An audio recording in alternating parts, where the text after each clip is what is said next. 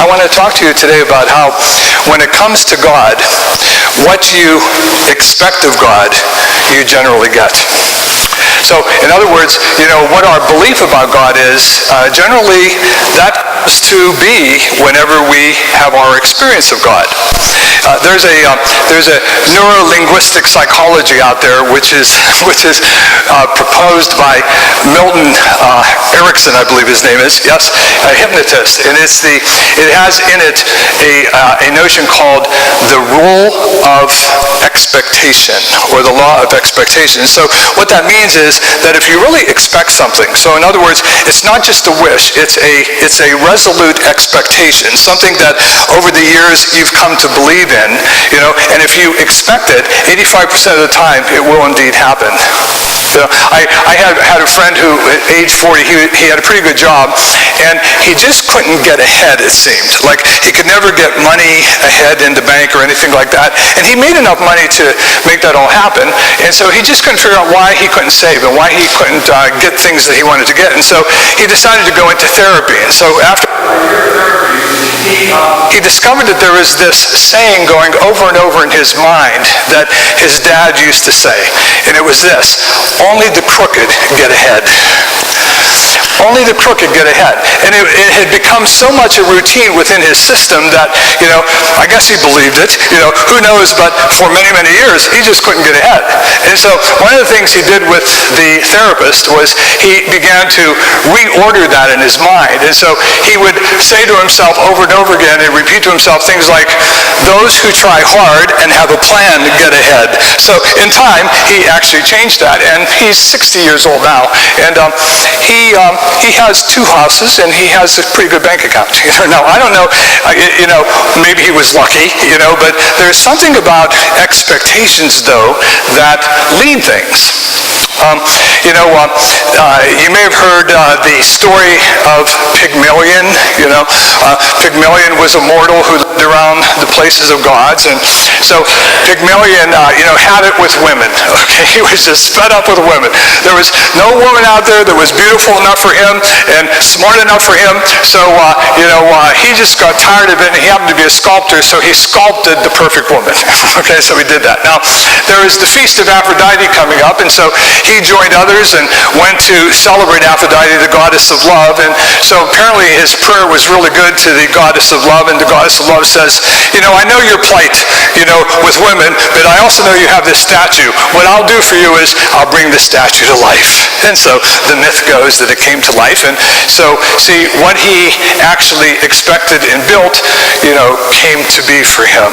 And so we have the Pygmalion effect. So people talk about that in business, the Pygmalion effect. So, like, what you expect of your employees, they will give you. So if you don't expect it of your employees, they will not give it to you. So that's one of those things that people tend to believe in.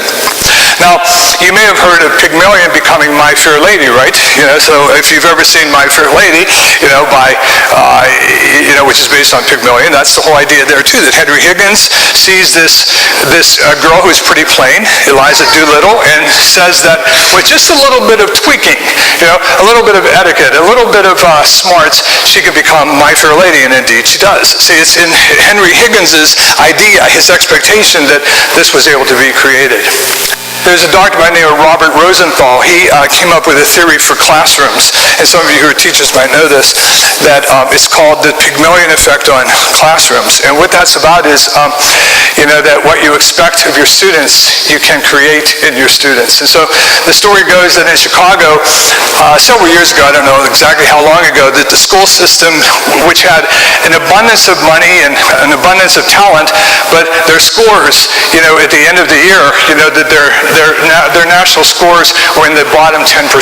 And so a lot of people in that school system then started to say, why? We who have so much going for us, why is it that we are so low? And so what they decided to do was they decided to gather a group of professors, teachers, and say to them that you are the best that we have. And so what we want to do is we want to pair you, the best that we have in our school district, with the best hand-selected students in the school district, and we want you to work with them. We're going to give you funding for this, and we want you to create an experience that will reverse our poor showing in the test. And so they took to the task, and they had an incredible year. And so at the end of that year, the tests were taken, and sure enough, these kids led the change. And so Chicago then, with their scores and the other scores, landed in the top 10%. And so everyone was celebratory. Everyone was so thrilled with these results. And so they had a big to-do, gathered in all these teachers, and the superintendent came in and just praised them and then said that there's one thing I have to tell you all. You know those students that we told you were hand-selected for the greatest IQs and the greatest talent? They were just chosen at random. And that kind of put a little bit of a shock through the whole system. And then those teachers then started to say, well, no wonder, we're good. We're the best that there was. So we brought it out of these people. And the superintendent says, and I need to tell you also that you were randomly selected. And so it's that double study there. But it was the expectations. The expectations bring about wonderful things.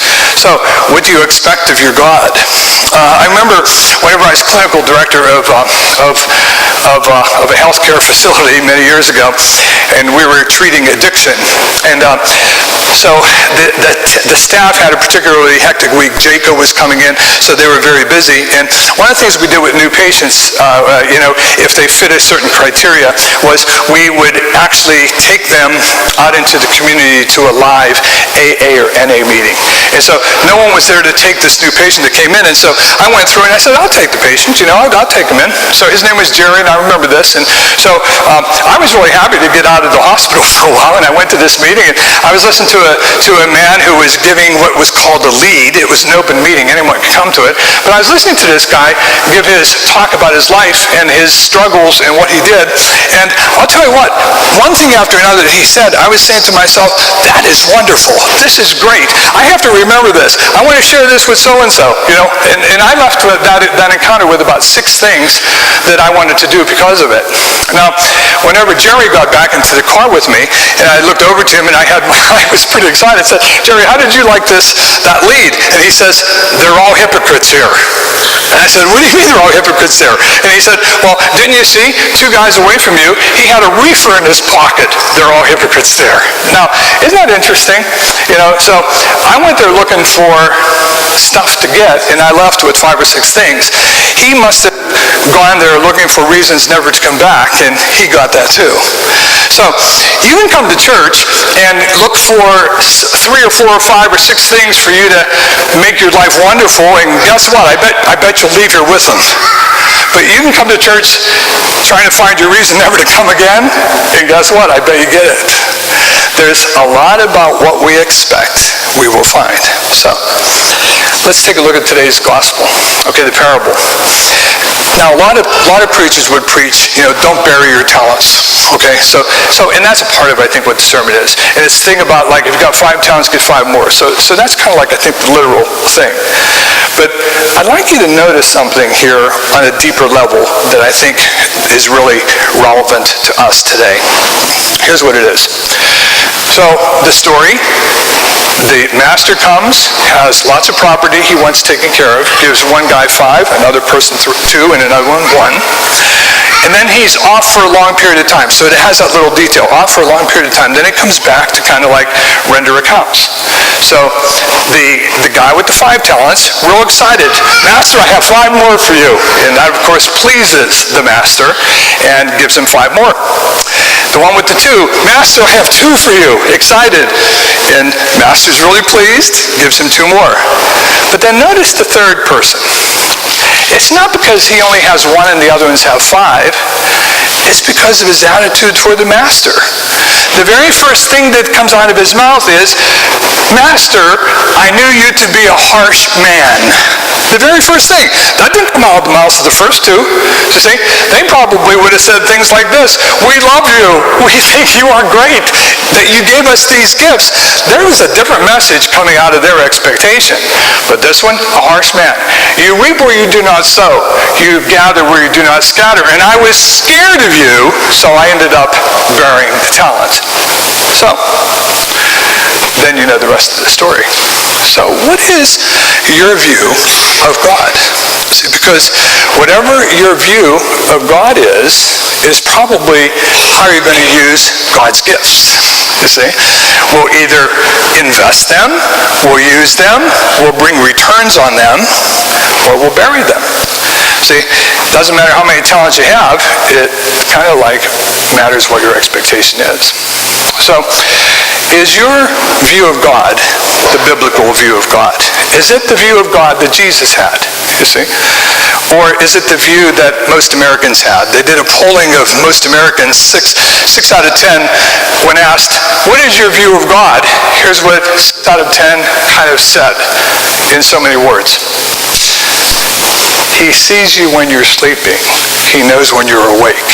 He knows when you've been good or bad, so be good for goodness sake. Now, if that's our view of God, you see, that would be a God then that is kind of like keeping track of everything. And so if you mess up, then, you see, it's not the biblical view of God. You see. So what is your view of God? Because depending upon your view of God, you will handle the gifts. So, I was thinking about St. Brendan's and people here, and if you can judge by people's actions, you know, I think we have a lot of risk takers here. Now, you know, who would still put on a cookie walk like we did yesterday with, I think, you know, maybe 100 dozen cookies, and then all of a sudden, when everyone came yesterday morning, they rose to 700 dozen cookies. You know, I guess people got up yesterday morning saying, it will come, because we expected. We have a generous God. Our God has never let us down for the last 30 years. We trust our God. I think those behaviors indicate that. We have people who, you know, these last 3 weeks, you know, today's Commitment Sunday, and, you know, after the Shake of Peace and stuff, we're going to give you a moment to reflect and put down how much it is that you want to contribute this year to St. Brendan's. But along the process is we had 3 people that we asked to share, you know, their views of stewardship. And I know at least all 3 of them did not want to do that. But they jumped out of the boat, and they now know they can walk on water. See, they did not bury their talent. They used it. You all know we have the ELS, English as a Second Language, and we do conversation groups, and we depend upon volunteers.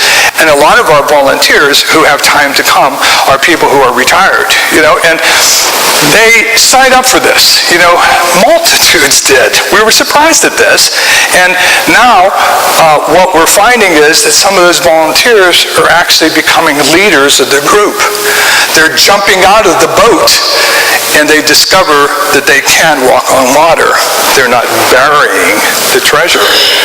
We have Community of Hope. On the first Sunday of Advent, we're going to commission 4 members who have gone through the 14-week preparation period, who are going to be receiving the commission to be Community of Hope ministers. One of them is someone who has never really done church ministry before, but he has stepped out of the boat, didn't bury his talent, jumped on the water, and now is visiting people who are sick in their homes. Never done it before, but is acting like he really knows what he's doing. See, that's how we gain our stripes. We have a teenager. His name is Nate. He's up there.